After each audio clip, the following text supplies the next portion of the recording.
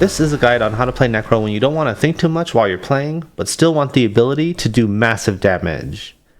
With this, you get infinite blood mist, big damage, and hearts that manage your abilities for you. What more could you want? Honestly, the hardest part about this build is finding a Ring of Mendeln. But I found one, and I'm not even level 100. That's why I was able to do Uber Lilith earlier than level 100. For skills on our bar, we have Corpse Tendrils, Corpse Explosion, Blood Mist, Raised Skeletons, Bone Storm, and Bone Prison. Now for the actual skill tree, for the basic skills, we just put points here to get to the next area. And for the core skills, we have Hewed Flesh, makes corpses, good to go. For here, we have Blood Mist with the upgrade that makes corpses while we're in Blood Mist form. We have Corpse Explosion, the shadow damage version, the Blighted. And the main reason why we have Bone Prison is that this skill is mainly used to trigger the Ring of Mendeln, and honestly, it feels like a bug skill that will eventually be patched out. Don't use this skill if you don't have the Ring of Mendeln. You can use the Decrepit Curse instead in the next area, and if you have the heart to trigger the curse, then you can just use a Golem instead. Some points to increase our damage and make our minions stronger. For our curses, we pick up all the passives to make our minions stronger. And then we also have Decrepify, especially the Abhorrent Decrepify buff. This is what allows us to keep our abilities up by reducing their cooldown. For the next area, we have Corpse Tendrils. This improves a lot of our damage when combined with the legendary aspects. The Necrotic Carapace for Fortify. A lot of our skills deal shadow damage, so we pick up some passives from the shadow damage tree right here. For our ultimate skills, we have our minion passives, especially Death's Defense. That's what keeps our minions alive. And for Bone Storm, it's nice damage, but we really get it for the buffs, especially the critical strike chance buff.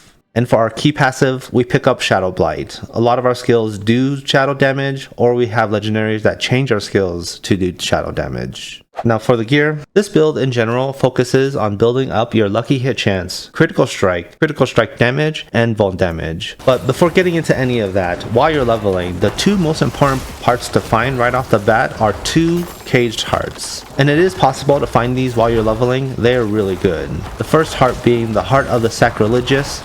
This heart auto-pops your corpses and allows you to be lazy with your build.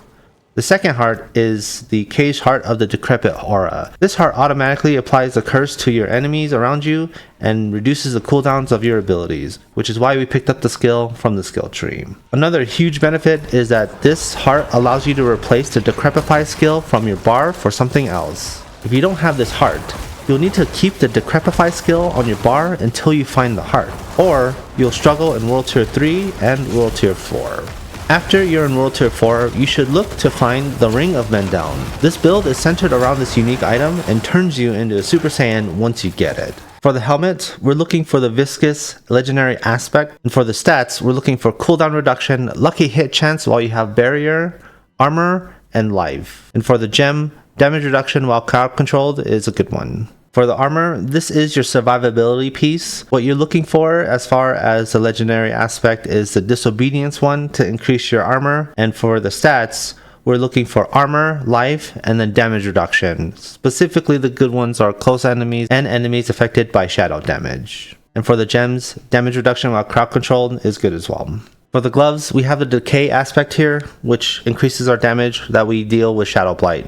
And since we have that as a key passive, that's definitely what we want. The stat priority is lucky hit chance, critical strike chance, intelligence, and all attributes. On the screen here, you see that I'm experimenting with attack speed. It does transfer to your minions, but that's something I'm experimenting with right now. So that's why I have it rolled on the gloves. For the pants, this is your second survivability piece. However, the legendary aspect that we have is the Shielding Storm aspect. Every time your Bone Storm does damage, it creates your barrier. So this is actually where we get our barrier to increase our lucky hit chance while you have barrier. This is really good. For the stats, we want ranks to Blood Mist, armor, life, dodge, and damage reduction. You'll notice that Blood Mist is number 1, but as you get to higher gear and you're triggering your lucky hits all the time, this stat becomes less and less valuable. Dodge is also an interesting stat. It's not really a mitigating stat, but for a build with minions, you'll be triggering dodge a lot more since your minions just take a lot more number of hits in general. And for minions, a dodged attack is better than a mitigated attack, especially when we have a passive that limits how much damage they can take anyways. For the boots, we have the Blood Getters aspect. We want more minions, very obvious. And for the stat priority, we have movement speed, dodge, damage reduction while injured, and ranks to corpse tendrils. And if you can't find that combination, you can add intelligence here, no problem. And for movement speed, it is number 1 because Necros don't really have any movement abilities, so movement speed is a premium on Necros, which is what you want. For the wand, we have the legendary aspect for Ultimate Shadow, where it changes your Bone Storm skill into a Darkness skill, and it triggers it a lot faster. That's what we want to trigger our Shadow Blight for more damage. For the stat priority, we want vulnerable damage, critical strike damage, intelligence, and all attributes. And if you can't find those, then damage to close enemies and damage to enemies affected by shadow damage are good alternatives. Now, you want to make sure that you get a wand for the implicit of lucky hit chance. Lucky hit chance is what makes this build, and you want it wherever you can get it. Also, having a high DPS wand will contribute to skills like Bone Storm and Corpse Explosion, but it doesn't really help with the Ring of Mendeln procs. Still nice to have a nice DPS one, but it becomes less important once you get the ring. For the offhand, we have the Blood-Soaked legendary aspect. This allows you to move at full speed while Blood Mist is active, which is really what we want. And for the stat priority, we want lucky hit chance, cooldown reduction, critical strike chance, and intelligence. If you can't find that combination, all attributes is an okay substitute. We also want emeralds in here for critical strike damage to vulnerable enemies.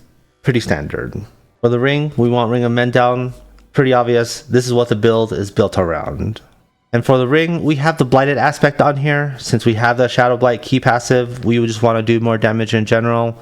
It's really good. For the stat priority, we want lucky hit chance, critical strike damage, and vulnerable damage. And for the necklace, we have the legendary aspect for Grasping Veins. The amulet bonus that increases our critical strike damage is really strong, and that's what I recommend. As far as the stat priority, we have ranks to amplify, movement speed, cooldown reduction, and lucky hit chance while barrier. The good alternatives are intelligence and all attributes.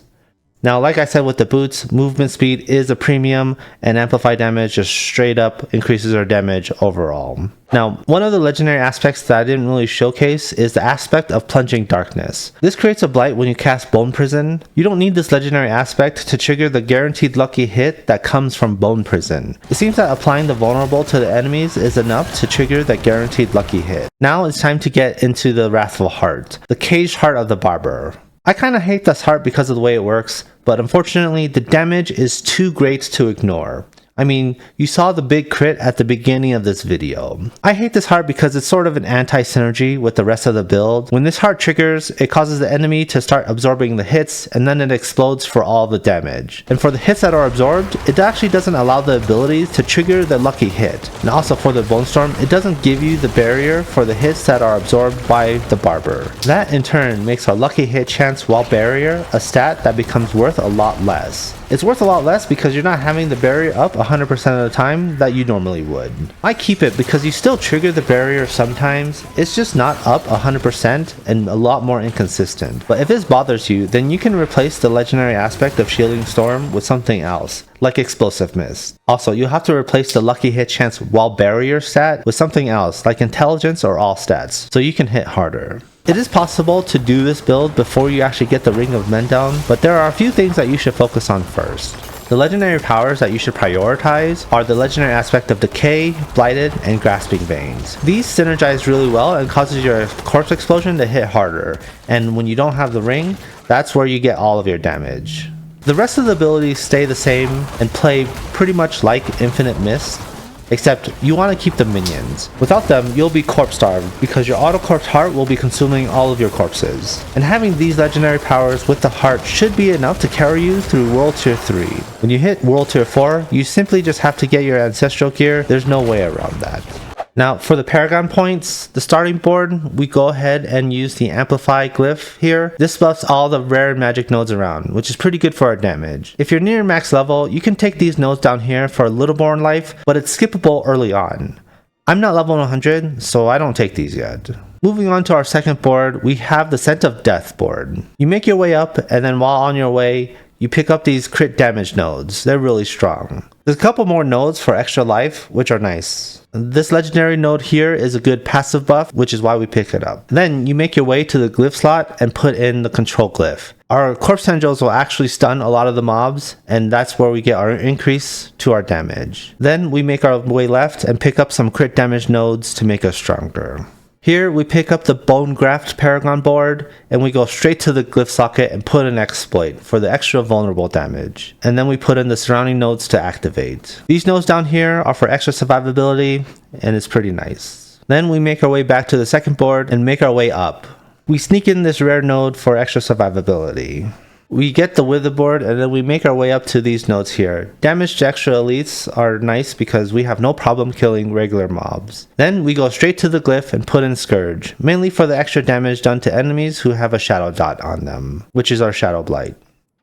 After we activate our glyph, we make our way left. And for our fifth board, we have our Flesh Eater board. We go straight to the glyph and then we put in Essence for our extra critical strike damage. After we activate the glyph, we kind of have a choice here. You can get this legendary node for bigger damage numbers, or you can go straight up to the next board if your minions are having trouble staying up. Our sixth board is Cult Leader. I'm not level 100, so I haven't put all my points in here yet, but this is the choice that I'm talking about. You can take these nodes out and put them in here like this. Once you get to the glyph slot, you put in Dead Razor and grab these other nodes. And I actually don't have enough Paragon points to show you the rest of the allocation, but you just take these two intel nodes to activate the glyph.